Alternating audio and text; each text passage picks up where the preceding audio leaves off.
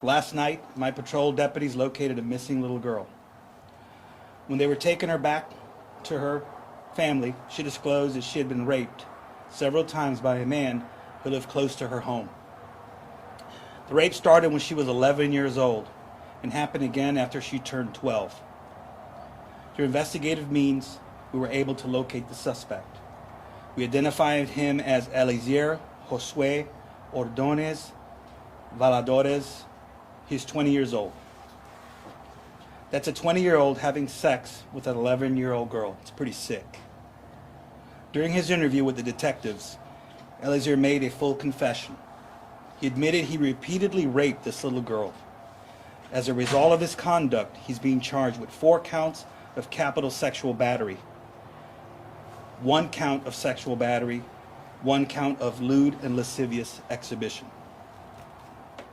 And the reason the counts are separated is because she was 11 years old at the time of the initial, and then 12. She turned 12 the second time he had raped her.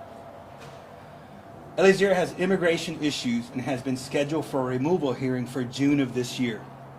However, I reached out to ICE, and Eliezer will remain here to face the consequences of his actions. He does not get to come to our country, rape a child, and leave. He will serve his sentence in our prison, then he will be removed. It was also brought to my attention that the victim and her family have immigration issues. I want to be clear. No one in this country deserves to be a victim of a crime. This is a brave little girl. I applaud her for her courage and for her telling the truth about what she has been going through. I want everyone to know that if you are a victim of a crime, you need to report it, regardless of your immigration status. There are legal safeguards in place to help victims of crimes, even when you have immigration issues. If anyone has been a victim of this man, or anyone else, please contact us, call the Osceola County Sheriff's Office. We want everyone that commits crimes to be held accountable, especially violent crimes here in Osceola County. ¿Lo voy a decir ahora en español? Okay. Anoche los oficiales estaban llevando una niña para la casa, que se había ido de la casa, problemas normales entre familias. Solo tiene 11 años. Cuando los oficiales la llevaban para atrás para su casa, ella les confesó a ellos que fue violada por un hombre que vive cerca en el vecindario. Ellos empezaron su investigación. Localizaron el individuo y lo identificaron como Eliezer Josue Ordonez Valladores. Tiene 20 años. Violando a una nena de 11 años, una nena, y parece de 10. Este tipo es un enfermo. Hablaban con él, él confesó y admitió que había cometido estos actos contra esta niña. Lo que queremos decirle hoy es, él tiene unas condiciones inmigratorias y lo sentenciaron para salir del país como para junio de este año. Pero como ahora cometió este delito, ahora tiene que sufrir las consecuencias y pasar por nuestro sistema judicial, y cuando él cumpla con la cadena, entonces lo van a deportar. Puede ser 25, 30, 40 años lo que deciden darle a este hombre. Lo que queremos es que la gente sepan que si tú tienes problemas inmigratorios y vienes a nuestro país, legal, ilegal, como sea, y eres una víctima de un crimen, especialmente un crimen como esta, llámenos, contáctanos, porque hay maneras de nosotros poder ayudarlos para que no tengan que ser deportados ustedes porque su situación ilegal.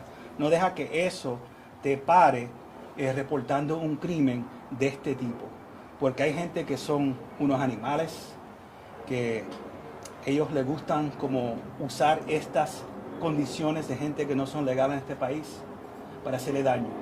Y eso aquí en Osceola County no lo voy a permitir. Son seres humanos. So, si otra persona tuvo contacto con este individuo, por favor llámenos. Queremos asegurar que no haya otras víctimas allá afuera que puedan haber caído en las manos de este animal. I will take some questions. Sheriff, can you talk to us about the history of this man? You said, when did he come to the U.S.? Do you know that yet? He came to the U.S. in 2018 illegally through New Mexico with his father. They didn't have sufficient bedding or housing for them, so they had to let them go and give them hearing dates and times to report themselves. So he was set for a deportation hearing now in June. He was a juvenile at the time he entered the country with his father. And do you know, have you been in contact with his father? No, he's an adult, so we're just strictly dealing with him right now. What's his relationship with the victim? They lived in the same immediate area. From my understanding, there was a neighborhood type block party, and that's where he made contact, befriended her, and started taking advantage of her. Do you think he's the reason she went missing? No, I think she went missing probably just family-related type issues. Typical, young kid that sometimes they just wander off. It's not like she went far. Deputies were looking for her, and once they took her in, they were just talking to her, and she went ahead and opened up about what had happened to her. How long was she missing for? It's not even. I don't have those exact details. Like hours, maybe. It wasn't like long. Crime happened at all while she was missing, or was this? No, nothing happened while she was missing. This happened when she was 11. She just turned 12 like a few months ago. So it's something that just happened recently. ¿Una en español, si tienen? Sí, por favor. Sabemos que la muchacha confesó haber sido agredida sexualmente por él y que él vive en el mismo vecindario, pero llegó a decir si en algún momento dado él había tenido algún tipo de cercanía antes de que sucediera este incidente y ella se perdiera. ¿Lo conocía previamente o no? Hubo como una fiesta de barrio, y tú sabes que todo el mundo se reúne, empiezan a comer, platicar y a oír música. Ahí fue donde él la conoció a ella y empezó a conocerla y después le hizo los daños. Pero no eran familia y no se conocían anteriormente. Sheriff, you said the victim's family has some immigration issues. Is anything going to be coming to them because of what happened? The victim has an option, the victim's family. There is something called a U visa that protects people that when they become of crimes that meet certain criteria. It's going to be up to them, and we encourage them to apply for it. They can try with the sheriff's office, or they can actually get their immigration attorney and let them know what has happened to them, because we definitely need their cooperation. We don't want this guy just to walk. God only knows with the way our court systems, and we've seen so many people walking away from some serious crimes here in America lately. I hate for this to be one of them. This is just going to give them a free pass. It's going to send the wrong message to all these other savages that are out there trying to take advantage of children. So we definitely need him to go to prison till he rots and he can't hurt anybody else. Is that your message to other victims of crimes who might have immigration issues, might be apprehensive about coming forward? Like I said, there is certain criterias that would fall under the U visa. It's also a federal type issue. I'm the sheriff, constitutional officer here. If you come to me and you're a victim of a crime, that's what I'm going to look at. We don't care about anything else. That has nothing to do with us. We just want to make sure that justice is being served and there aren't victims walking out there. These are potential victims of human trafficking. They go through these same things. So we got to help them. We got to make sure that these type of people don't continue this type of behavior and prey on people here in America. Is this a prime example of the reason why you went to ICE? Is that if he gets deported, nothing happens to him? Exactly. I made contact with ICE personally. I spoke to them, and they definitely had him on the radar for a removal. And now they're going to definitely have him on the radar for a extended stay, hopefully for 50 years in a prison. Have you spoken to her family? Have they commented on what happened? The mother of the victim and the father, I really won't disclose much of that information, other than she's doing fine, considering what she's been through. She's very brave, and and all we can do is give her support. She's just a child. She looks like a 10-year-old. This is wrong in all aspects, no matter how you look at it. If you're a father or have any type of family members, you wouldn't want this to happen to them. Can I take another one in Spanish if you have it, please? Okay.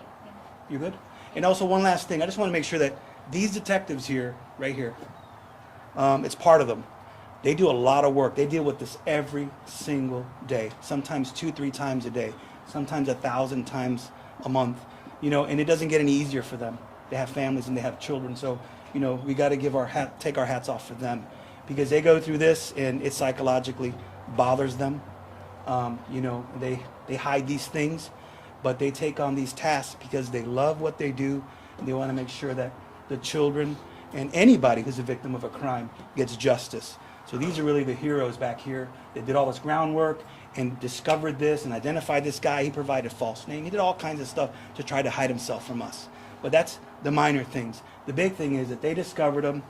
The investigation turned out well, and now there's a bad guy in jail. Okay? Sorry if you covered this, but any problems while arresting him? Did he give himself up easily? There was no issues. He was cooperative. Okay. Thank you all. Take care. Thank you so much.